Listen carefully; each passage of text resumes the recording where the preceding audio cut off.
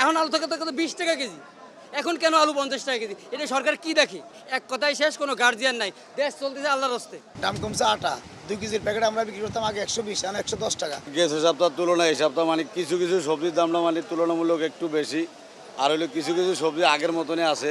যেরকম না অতিরিক্ত বাড়ছে হইলো আপনার হলো বেগুন, সাজনা, আর হইলো আপনার হলো এই জিনিসগুলো আপনার হলো 100 টাকার উপরে।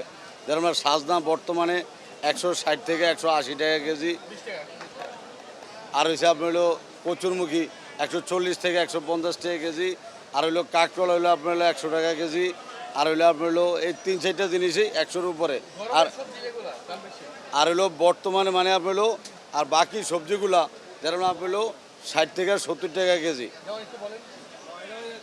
যেরকম আপনার হলো টমেটো হইলো আপনার হলো 45 থেকে 50 টাকা কেজি, লাউ হইলো আপনার হলো 50 থেকে 60 টাকা পিস, পেঁপে হইলো আপনার হলো 70 থেকে 75 টাকা কেজি, চিচিঙ্গা, ঝিঙ্গা, দুন্দুল 50 থেকে 60 টাকা কেজি, আর হইলো যেরকম আপনার হলো বড় শসা, এটা হইলো আপনার হলো 50 টাকা কেজি, ছোটো শসা আপনার হলো 55 থেকে 60 টাকা কেজি। যেরকম না আপনার হলো গরমের সবজি এগুলা, যেরকম আপনার হলো লাউ, চিচিঙ্গা, ঝিঙ্গা, দুন্দুল, তারপর বড় শসা, এগুলোই আপনার হলো গরমকালে বেশি চলে। আলু গত সপ্তাহে ছিল 45 টাকা, এই সপ্তাহে 50 টাকা। আর পেঁয়াজ গত সপ্তাহে ছিল 60 টাকা, এই সপ্তাহে 70 টাকা। দাম বাড়ার কারণ তো আমরা কিছুই বুঝতেছি না। এই ধরনের বাজার তো এই টাইমে কখনো ছিল না, এই প্রথম দেখলাম আমার ব্যবসার বয়সে। 16 বছর ব্যবসা করি, 16 বছর ব্যবসার বয়সে এই প্রথম দেখলাম যে এই টাইমে একটা দাম, এরকম দাম আমি আর কখনো দেখিনি।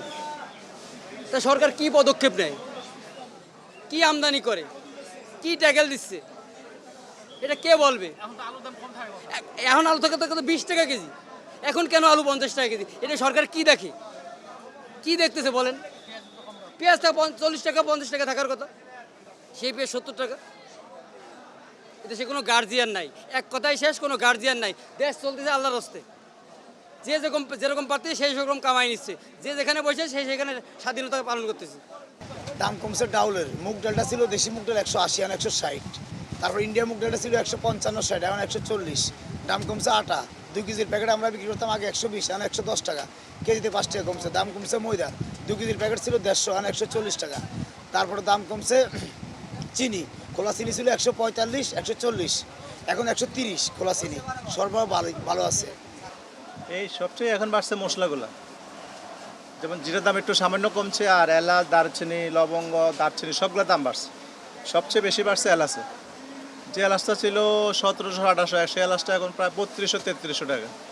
যেটা ছিল বড় এলাচটা, যেটাকে আমরা জাম্বো বলতাম 2200-2300, সেটা এখন 3500-3600 টাকা। পাশাপাশি লবঙ্গ ছিল 1150-1000, সেটা এখন 1600-1700 টাকা। কালো গোলমরিচ যেটা ছিল 350-400-500, সেটা এখন 800-900 টাকা।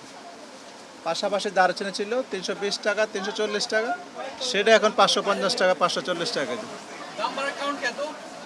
এই মশলাগুলো তো বাড়িতে আসে, ডলারের সংকট, বিভিন্ন সমস্যা এলসি করতে পারছে না, বা ওইখানে সংকট, এই সব কিছু মিলেই দাম। আর এখন তো আবার ঈদ মৌসুম সামনে, কোরবানি আসতেছে, যারা এগুলো নিয়ে করে তাদের কিছু শর্ট আছে বা দাম বাড়া দিচ্ছে, দাম বাড়তেছে। হ্যাঁ, ওরা তো ঈদের আগে, যেমন রমজানের সময় দেন না ছোলা, ঈদের আগে দাম বাড়া, আর মশলা ঈদের আগে, ওরা 1-2 মাস আগে দাম বাড়ায় সব কমপ্লিট করে ফেলা।